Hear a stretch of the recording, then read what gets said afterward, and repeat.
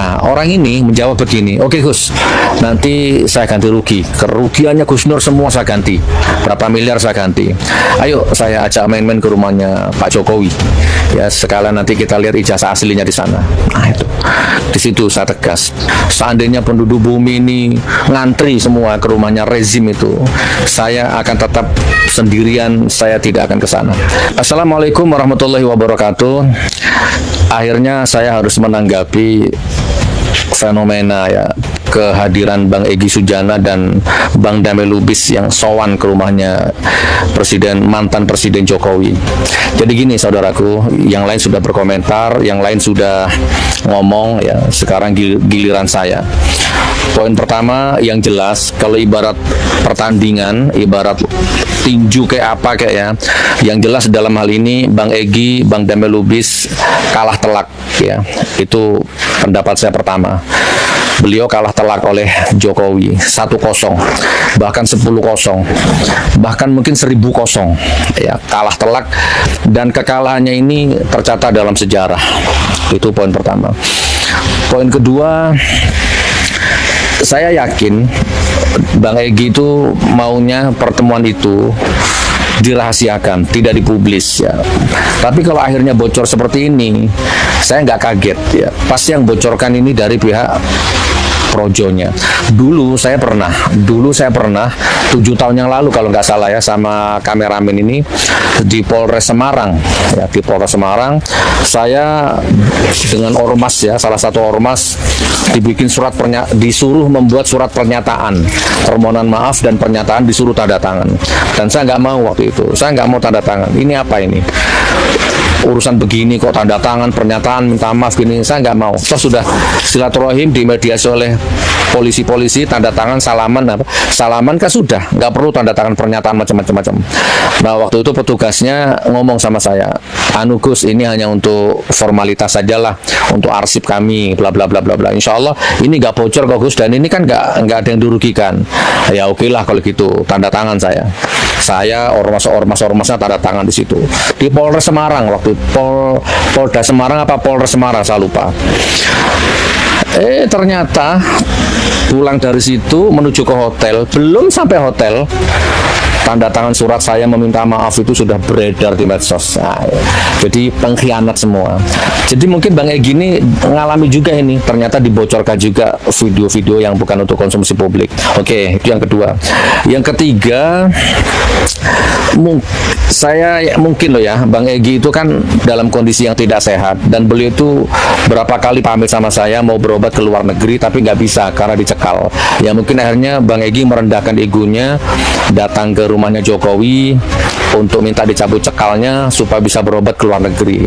Walaupun alasan itu sebenarnya tidak bisa saya terima, ya tidak bisa diterima oleh siapapun seandainya itu benar ya. Karena Jokowi itu sudah bukan apa-apa. Urusan cekal-mencekal itu imigrasi, bukan Solo. Oke. Lalu kemudian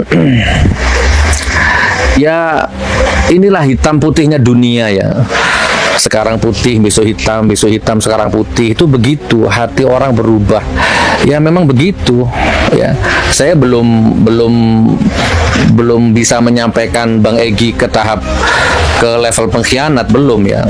Saya belum bisa, tapi intinya saya kecewa saja ya dengan kejadian itu. Oke, yang kemudian gini teman-teman. Inilah ini skema ya, atau cara atau strategi politik pecah belah. Ya begini nih. Ini mahir mereka ya. Rezim Jokowi mahir kalau urusan-urusan seperti ini, memecah belah perjuangan ya kan. Halah tinggal nunjukkan ijazah aslinya, dah selesai. Katanya mau dibawa ke pengadilan kalau hakim yang minta, ya ternyata yang nggak datang. Udah makan korban rakyat di penjara, ternyata nggak ada ijazahnya. Kan apa ya, rusak, dolim, jahat. Ya, sekarang pakai politik adu domba, pakai politik pecah belah, ya kan? Dengan skenario begitu rupa, datanglah Jokowi Bang Egy, asli ya ijazahnya Pak Jokowi. Bang Egy sudah lihat ya. Saya agak shock nih, tiba-tiba Bang Egy berbalik arah gitu. Wah, Pak Jokowi orang baik, orang hebat ya. saudara sesama muslim. Padahal sebelumnya Bang Egy di pengadilan teriak-teriak, saudara Jokowi harus dihadirkan, ya, saudara Jokowi harus membuktikan ijazahnya. Bang Egy habis ke Solo langsung berbalik arah gitu ya Bang Egy ya. Saya mau nanya sederhana aja Bang Egy. Bang Egy sudah lihat ijazahnya Pak Jokowi yang asli belum Bang Egy? Kalau Bang Egy sudah lihat yang aslinya, minta tolong Pak Jokowi, Bang Egy pinjam ijazahnya, kemudian nunjukin ke rakyat Indonesia, Bang Egy, supaya kita tahu itu asli. Nggak usah lagi ada polemik-polemik ini, ya. Kita capek juga, malas juga tuh nonton urusan ijazah Pak Jokowi terus itu, ya. Nah, Bang Egy kan orang yang selalu kritis, ya. Tiba-tiba berbalik arah, ya kan? Kita sih udah ngerti alasannya apa gitu kan, ya. Sekarang baru keracunan atau dulu memang keracunan gitu. Dulu keracunan akal sehat, sekarang mungkin keracunan terbaliknya gitu Bang Egy. Jadi kita mau tahu Bang Egy. Saya terus terang aja ketawa terus nih Bang Egy. Coba dong jawab apa namanya pertanyaan saya Bang Egy. Ijazah Pak Jokowi asli ya? Dan kalau asli, Bang Egy tolong perlihatkan kita biar kita nggak berpolemik lagi. Ya, kembali lagi bersama saya di channel ini, Dines 2045 TV yang membahas seputar perpolitikan. Salam inspirasi, salam NKRI, harga mati. Kita sudah menonton, bahkan sudah menyaksikan yaitu cuplikan video sebelumnya. Nah, oleh sebab itu seperti biasa saya akan membacakan yaitu sebagian dari pendapat teman-teman kita agar kita satu sama lain bisa saling bertukar pikiran dan mengeluarkan aspirasi atau pendapat kita di sini.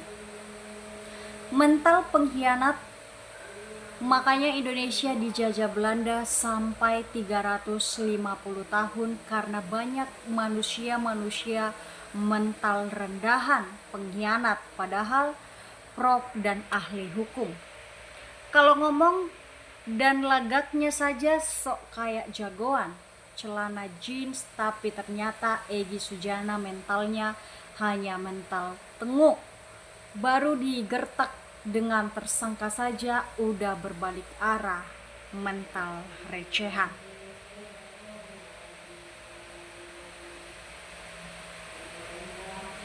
Bila ada etika baik pasti sudah ditunjukkan, bila benar pasti berani ditunjukkan, dan bila tidak, ia sebaliknya. Semoga Allah buka jalannya. Bang Egy stadium 4 kanker, mungkin dia ingin fokus ke penyakitnya ya, maka ia nggak ikut lagi. Bukan dia berarti dia membenarkan ijazah Pak Jokowi asli. Jokowi main dukun untuk mempengaruhi lawannya sehingga akhirnya lawannya manut apa yang dikatakan Jokowi, dan Prabowo juga sepertinya bukan otak Prabowo, tapi otak jin yang ditanam di raga Prabowo. Itulah yang namanya munafik. Awal begini dinyatakan tersangka dong. Dia kan katanya orang pintar. Status tersangka itu objeknya ijazah. Uang ijazahnya aja belum dinyatakan sah oleh hakim. Mana bisa menerangkan orang? Gak bisa polisi, gak bisa mentersangkakan, yang bisa cuma pengadilan. Cemen. Berani musuh ketakutan, lihat dong. RET tetap tegar walau dibilang tersangka. Dia bukan orang cemen kayak Egy, maju terus sampai berhasil. Bisa diragukan dalam kasus Gus Nur maupun Bambang Tri yang dikriminalisasi, sepertinya si Egy sudah kena suap. Salut dengan Gus Nur, tetap tegak lurus. Memang kalau masuk surga itu berat syaratnya. Beda dengan orang yang mau masuk neraka, gak usah bayar malah dibayar. Itulah ujian keimanan orang itu.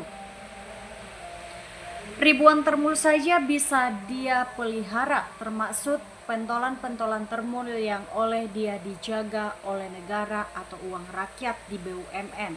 Apalagi hanya tambah 2 yang mungkin butuh-butuh suntikan dana dan berharap dapat rumput-rumput merah yang diiming-iming tidak ada sulitnya bagi dinasti ini.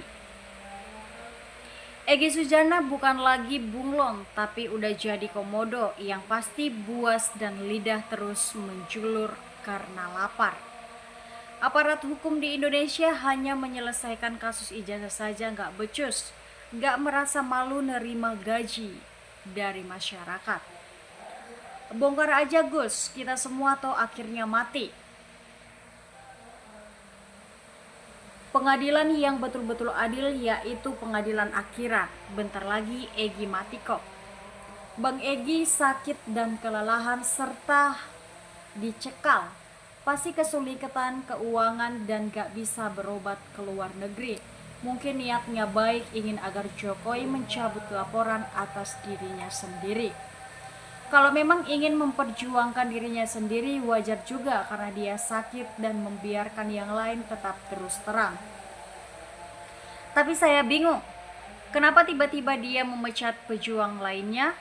Kita jangan dulu menghakimi Bang Egy yang belum melakukan konfirmasi, sabar dan sabar.